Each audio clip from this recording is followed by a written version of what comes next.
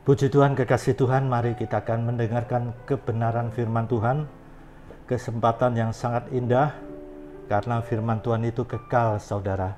Kalau kita untuk hal-hal duniawi, yang di antara sekian banyak hal-hal duniawi, ada yang penting bagi kita, pasti. Tetapi sangat disayangkan, firman Tuhan yang lebih penting itu, seringkali malah dinomorkan kesekian. Ingat, kita ini suatu saat akan menghadapi kematian secara jasmani, dan tubuh kita ini akan menjadi jasad, dimasukkan peti, dimakamkan di sebidang tanah 1x2 meter. Apa yang dari duniawi ini tidak dibawa, melainkan nilai-nilai kekal. Nah ini, kekasih Tuhan, betapa pentingnya firman Tuhan, karena firman Tuhan itu kekal. Sebagaimana Yesus Kristus menyatakan tentang akhir zaman dalam Injil Matius 24 ayat 35, langit dan bumi akan lenyap, tetapi firman Tuhan itu kekal selama-lamanya. Mari kita berdoa. Bapa surgawi, kami bersyukur kalau kami bisa kesempatan yang indah ini, kami memberikan waktu yang the best, bahkan yang excellent untuk Tuhan, karena kami menyadari Tuhan betapa kami fana adanya, dan kami mau menyimpan firman Tuhan di lubuk hati kami yang paling dalam. Dan justru firman Tuhan mengatakan itu menjadi kehidupan bagi kami yang mendapat pesan Tuhan, dan bahkan kesembuhan bagi tubuh jasmani kami. Dan ini adalah kebenaran. Kami mau Tuhan, firman Tuhan kami simpan dalam lubuk hati kami yang paling dalam. Kami sambut firman Tuhan di dalam nama Tuhan Yesus Kristus. Amin. Puji Tuhan, kekasih Tuhan, kita akan merenungkan kebenaran firman Tuhan. Mengenai kita akan belajar bersama-sama memberikan yang kekal di dalam kehidupan kita ini kepada Tuhan. Kita akan belajar bersama-sama tentang nilai-nilai kekal. Mari kita membaca di dalam Mazmur pasal 90 ayat 1 sampai dengan ayat 12. Mazmur 90 ayat 1 sampai dengan 12. Demikian firman Tuhan. Doa Musa, abdi Allah. Tuhan, Engkaulah tempat perteduhan kami turun-temurun. Sebelum gunung-gunung dilahirkan dan bumi dan dunia diperanakkan, bahkan dari selama-lamanya sampai selama-lamanya Engkaulah Allah. Engkau mengembalikan manusia kepada debu dan berkata, kembalilah hai anak-anak manusia. Sebab di matamu 1000 tahun sama seperti hari kemarin, apabila berlalu, atau seperti suatu giliran jaga di waktu malam. Engkau menghanyutkan manusia, mereka seperti mimpi, seperti rumput yang bertumbuh. Di waktu pagi berkembang dan bertumbuh, di waktu petang lisut dan layu. Sungguh, kami habis lenyap karena murka-Mu, dan karena kehangatan amarah-Mu kami terkejut. Engkau menaruh kesalahan kami di hadapan-Mu, dan dosa kami yang tersembunyi dalam cahaya wajah-Mu. Sungguh, segala hari kami berlalu karena gemas-Mu. Kami menghabiskan tahun-tahun kami seperti keluh. Masa hidup kami 70 tahun. Dan jika kami kuat 80 tahun. Dan kebanggaannya adalah kesukaran dan penderitaan. Sebab berlalunya buru-buru. Dan kami melayang lenyap. Siapakah yang mengenal kekuatan murka-Mu dan takut kepada gemas-Mu? Ajarlah kami menghitung hari-hari kami sedemikian, hingga kami beroleh hati yang bijaksana. Amin. Kekasih Tuhan, kebenaran firman Tuhan ini merupakan pemazmur yang adalah Raja Daud. Sebagai seorang raja, tentunya dia memiliki fasilitas-fasilitas yang saya bisa katakan karena raja pasti fasilitas lengkap. Raja dia mempunyai otoritas, mempunyai wewenang. Nah, di sini satu hal yang luar biasa.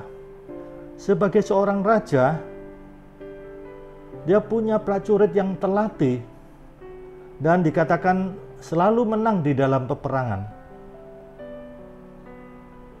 Tetapi, nah ini, Daud tidak takabur. Sebagai seorang raja, memiliki fasilitas yang lengkap, memiliki prajurit yang terlatih, dan terbukti selalu menang di dalam peperangan. Ini yang luar biasa, kekasih Tuhan. Daud mengakui bahwa Allah itu tempat perlindungan yang kekal. Luar biasa, seorang raja.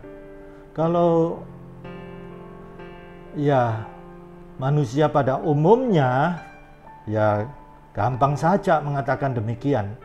Tapi ini raja loh saudara. Dia punya segala-galanya. Fasilitas prajurit yang terlatih, bahkan terbukti sudah menang ya dalam peperangan. Nah, lihat, Daud mengakui bahwa Allah itu tempat perlindungan yang kekal. Bukan saja menjadi perlindungan yang sementara, tidak, kekal. Lihat apa yang dinyatakan Tuhan. Seorang raja mengakui Tuhan. Tuhan, Engkaulah tempat perteduhan kami. Bukan saja Daud, kami di sini ya.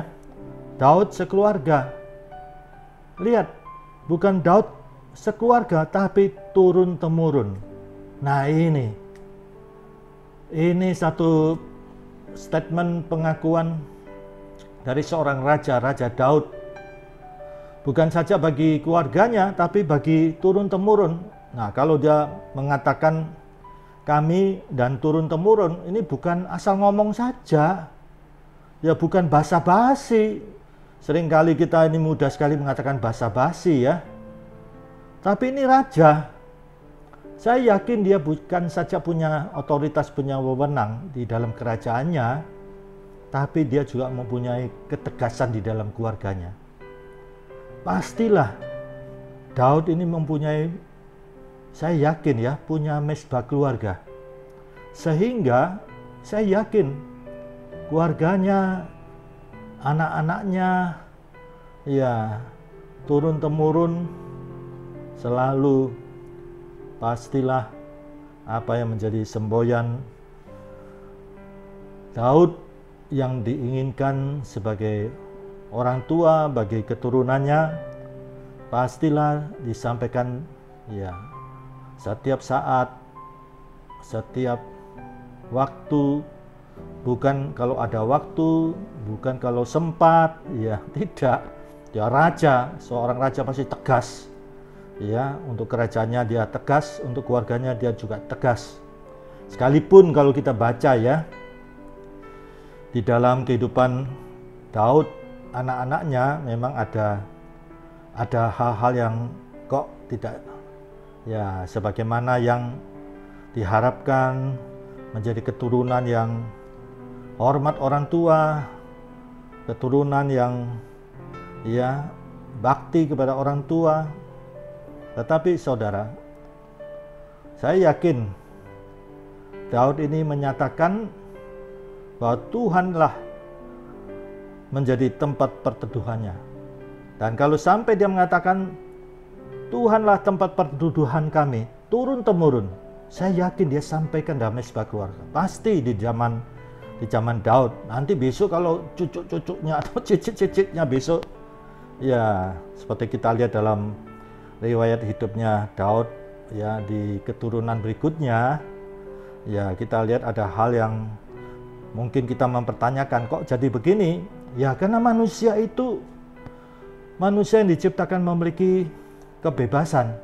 Ya, dia bukan robot yang disetel, tetapi yang jelas ini statementnya Daud bahwa Tuhanlah tempat perteduhan, dan juga bagi turun-temurun pastilah dia sampaikan kepada anak cucunya di zamannya itu, di masanya itu. Nah, lihat pengakuan bahwa Tuhan itu sebagai tempat perteduhan itu sampai suatu pengakuan yang bukan asal mengatakan Tuhan, tapi lihat, sebelum gunung-gunung dilahirkan dan bumi dan dunia diperanakan, bahkan dari selama-lamanya sampai selama-lamanya, Engkaulah Allah. Luar biasa. Kita lihat di sini pengakuan yang lebih tegas lagi. Pengakuan kepada Tuhan, Tuhan yang ada dari selama-lamanya sampai kepada selama-lamanya. Saya ini menerapkan kekasih Tuhan ya. Setiap pagi itu saya harus berlutut dulu di bawah kaki Tuhan. Sebelum saya sikat gigi, maaf ya. Sebelum saya mandi, ya saya berlutut dulu. Saya disiplinkan diri. Karena kalau saya sudah mulai lakukan kegiatan sehari-hari, pasti bablas, lupa. Ya, itu komitmen saya. Ya, sekalipun saya tinggal di pastori ya, sekalipun doa subuh 4:30 pagi sampai jam 6, saya mungkin kena malam harinya dari Bukit Doa Prigen, ya Tretes. Kami punya 3 bukit doa ya, di Prigen dan di Jalan Koncis ada 2 bukit doa di situ.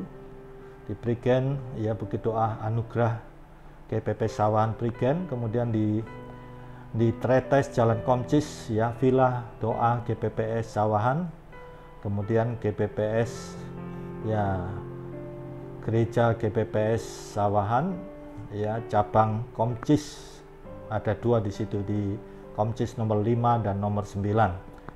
Dan 3 bukit doa kami ini sudah memberkati banyak gereja, banyak denominasi, dan kami tidak pasang tarif ya, kami ya menerapkan persembahan kasih.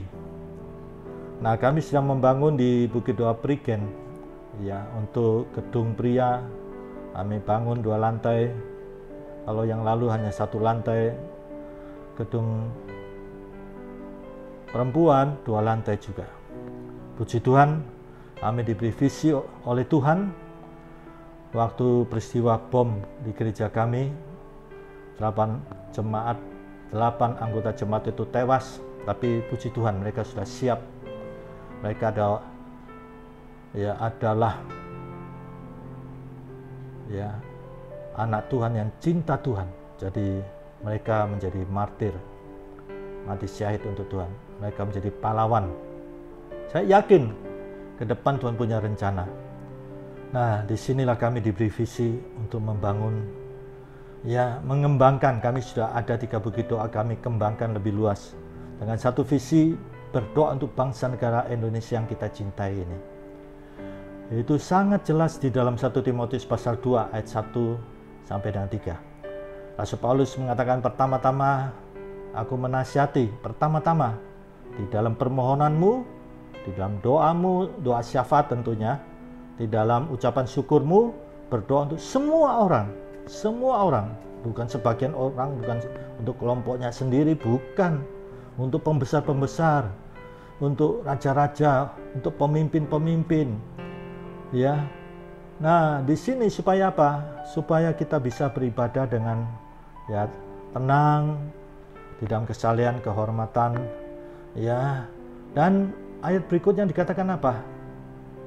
Itu yang baik dan yang berkenan kepada Tuhan. Tentunya kita mau di hadapan Tuhan itu ya apa yang kita lakukan ini baik dan berkenan kepada Tuhan.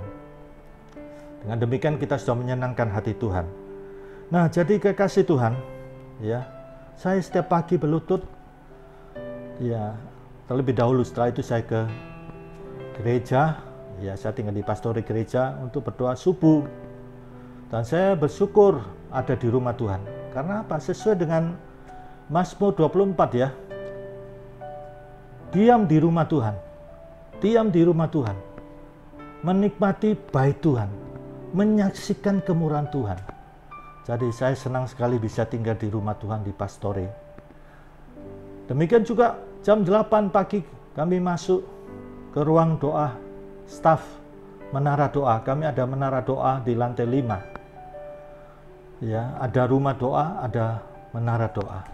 Kalau rumah doa ini setiap Sabtu, tetapi berhubung ada ya COVID ini sementara ya ibadah online streaming.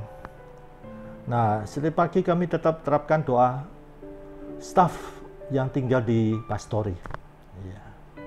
Yang tinggal di pastori ada sekitar yang staf-staf pemimpin-pemimpin ini. Ada yang keluarga juga di sini, tapi pemimpin staf itu yang ya berdoa, juga staf jam 8 sampai jam 9. Kami tetap laksanakan itu. Tentunya kita memperhatikan protokol kesehatan, ya. Pakai masker, cuci tangan, ya, kemudian juga ya kita perhatikan jaga jarak. Nah, kami berdoa di lantai 5. Setiap saya naik ke lantai 5 itu setiap hari saya komitmen. Saya selalu lihat langit lepas. Langit lepas, saya mengadakan pengakuan betapa saya butuh Tuhan. Saya selalu katakan, Bapak Surgawi, Tuhan semesta alam. Kalau selalu membaca firman Tuhan ya, sering diucapkan Tuhan semesta alam, Tuhan semesta alam, Tuhan semesta alam. Seperti saya memberikan contoh Maleaki tentang persepuluhan. Lihat, itu Tuhan semesta alam berfirman sampai 5 kali. Tuhan semesta alam, Tuhan semesta alam, Tuhan semesta alam. Memberikan ketetapan, bukan perintah loh, kekasih Tuhan. Perintah itu bisa saja insidental dalam konteks waktu pada masa perjanjian lama. Kalau kita belajar Alkitab ya, teks itu kita harus memperhatikan teks berdasarkan konteks saat itu. Jangan dicomot kemudian dipaksakan menurut pendapat kita, tidak boleh. Yaitu namanya eisegesis. Jadi ayat dicomot, dipaksakan untuk mendukung ya pendapat kita. Itu namanya dalam tanda petik memperkosa ayat. Ya, jangan sampai terjadi sakarepe dhewe kita comot ayat untuk meneguhkan pendapat kita. Dalam menafsirkan ayat kita harus melihat konteks pada waktu itu. Baru kemudian aplikasi, oke silakan. Sesuai konteks kita sekarang ini aplikasinya. Tapi pertama-tama kita harus melihat saat itu. Nah, kekasih Tuhan, kebenaran firman Tuhan itu adalah ya dan amin. Persepuluhan itu ngapain Tuhan semesta alam itu? Semesta alam, coba simak kata semesta alam ini. Ngurusi duit kita tuh ngapain? Tuhan itu maha kaya. Dia yang punya semesta alam ini. Nah, tujuannya apa? Supaya kita diberkati Tuhan. Nah, ini. Jadi saya lihat banyak pendapat, banyak tafsiran mengenai persepuluhan. Tuhan itu tidak ribet. Tuhan itu sangat sederhana sekali. Tuhan semesta alam loh. Lihat, bukan cuma ngomong Tuhan loh. Dengan segala otoritasnya. Lihat, semesta alam. Nah, di sini memberikan ketetapan, bukan perintah.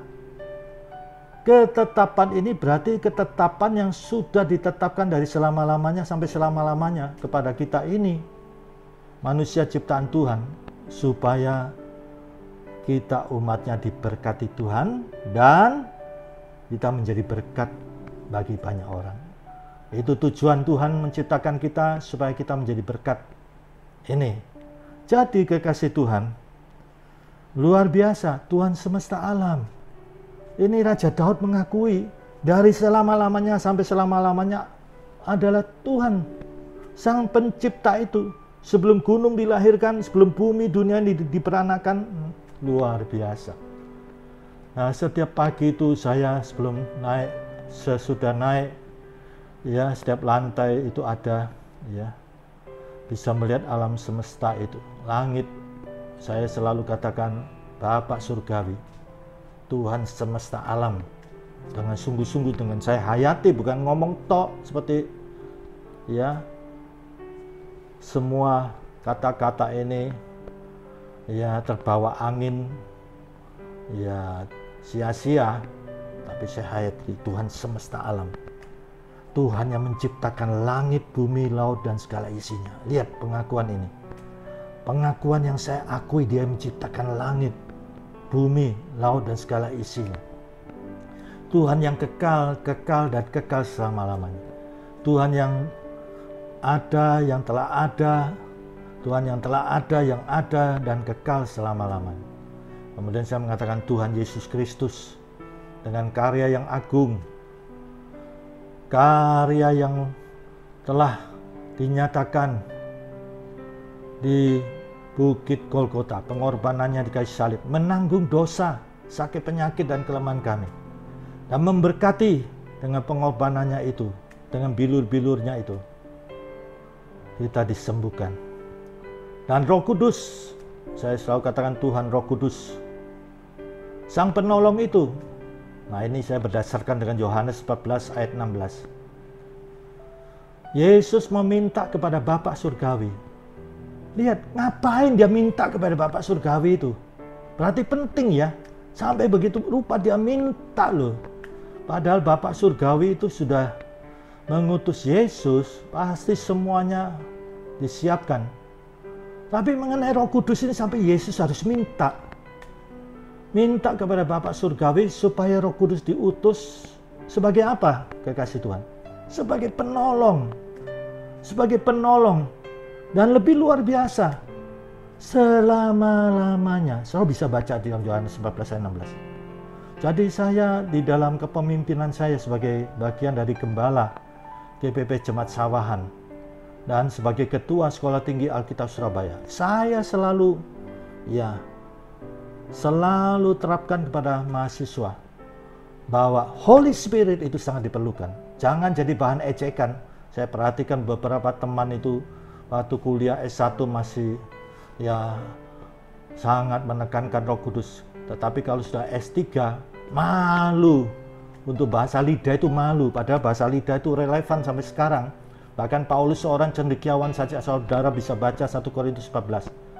Bahkan Rasul Paulus katakan jangan melarang orang berbahasa lidah. Dan Rasul Paulus seorang cendekiawan loh, ahli Taurat, ahli filsafat, teologi, misi dan apologetika, mengatakan aku berbahasa lidah lebih banyak daripada kamu semua. Padahal kita tahu jemaat Korintus itu dinasihati Rasul Paulus karena banyak berbahasa lidah. Ya, tapi tidak pada tempatnya. Hidup mereka tidak sesuai dengan apa yang ada di dalam kehidupan mereka ini. Lihat, Rasul Paulus itu lebih banyak dari mereka, pada mereka yang sudah kebacut bahasa lidahnya itu ya. Begitu banyak tapi kehidupannya tidak sesuai. Rasul Paulus bisa mengatakan aku lebih banyak daripada kamu semua. Dan lihat Rasul Paulus katakan apa? Ada manfaatnya. 1 Korintus 14, membangun diri. Oikodomio, membangun diri.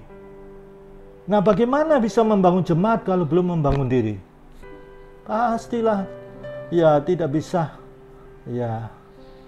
bisa dipercaya seorang yang berdoa dalam bahasa roh, karunia ini tentu pada tempatnya, pada proporsi yang benar, yaitu dalam persekutuan pribadi dengan Tuhan, dan bobotnya sangat dalam, berkomunikasi dengan Allah loh. Tidak ada seorang pun yang tahu. Dan berikutnya apa? Ada hal-hal rahasia di dalam doa itu. Dan perhatikan, itu untuk memperoleh dua hal yang penting. Kalau saudara perhatikan ayat sebelumnya ya, 1 Korintus 14 ayat 1. Kejarlah kasih dan usahakanlah dirimu memperoleh karunia-karunia. Dua hal ini. Kasih itu kan pasti penting. Ayat 13 dibahas betapa pentingnya kasih itu. Kita pun akui itu. Bukan ngomong tok ya kasih itu, tapi terwujud, termanifestasi dalam hidup sehari-hari. Yang kedua, karunia-karunia roh. Karunia roh itu sangat penting karena kita ini menghadapi bukan alam nyata tapi alam roh juga. Bahkan dikatakan oleh Rasul Paulus di baliknya itu ya iblis yang terorganisir. Nah, ini. Nah, di sini kekasih Tuhan, betapa pentingnya kita memperhatikan ya nilai-nilai kekal. Jangan sampai kita ini dalam hidup ini tidak memperhatikan nilai-nilai kekal. Di dalam Mazmur 90 ini, Daud ini mengutip doa Musa.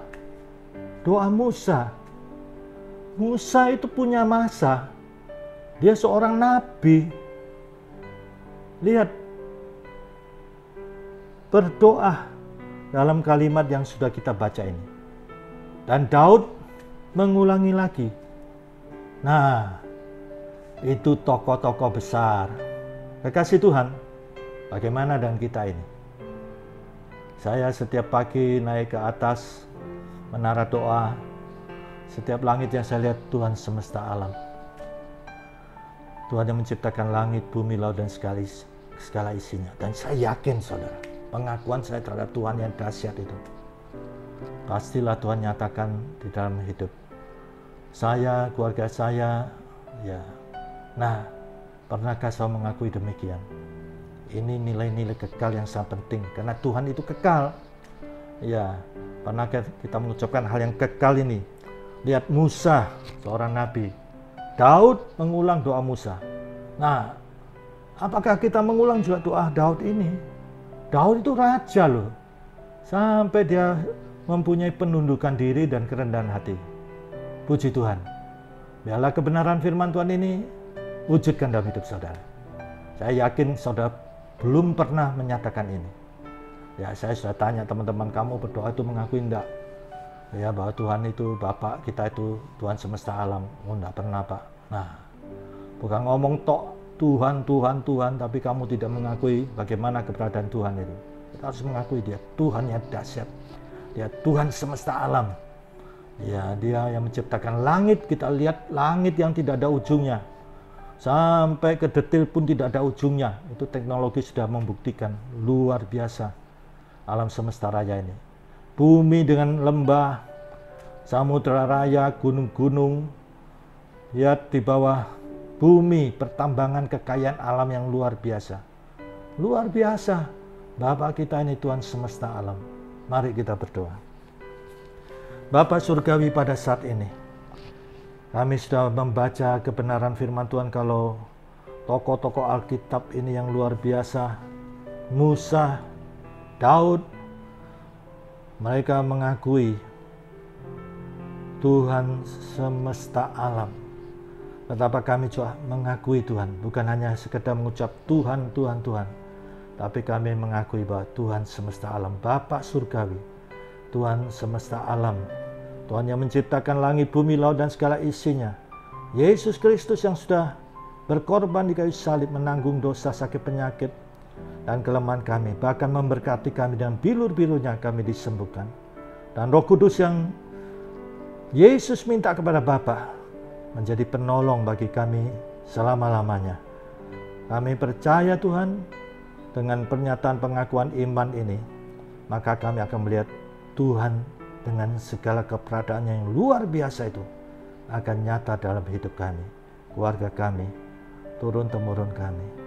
Terpujilah Bapa, Putra, dan Roh Kudus. Dan sebagai hamba Tuhan kami mohonkan setiap pribadi yang mendengar firman Tuhan ini. Kami percaya firman Tuhan kekal. Yang mengalami masalah baik keluarga, baik pekerjaan, baik kesehatan, saat ini sepenuh hati, sepenuh jiwa kami berseru dalam nama Tuhan Yesus Kristus. Dalam nama Tuhan Yesus Kristus. Kami percaya tangan Tuhan yang berlubang di kayu salib menjamah setiap pribadi. Dalam nama Tuhan Yesus, pertolongan Tuhan dinyatakan. Kami berdoa untuk bangsa negara kami, Indonesia yang kami cintai ini Tuhan. Kami berdoa supaya setiap pribadi dari semua orang ini cinta tanah air.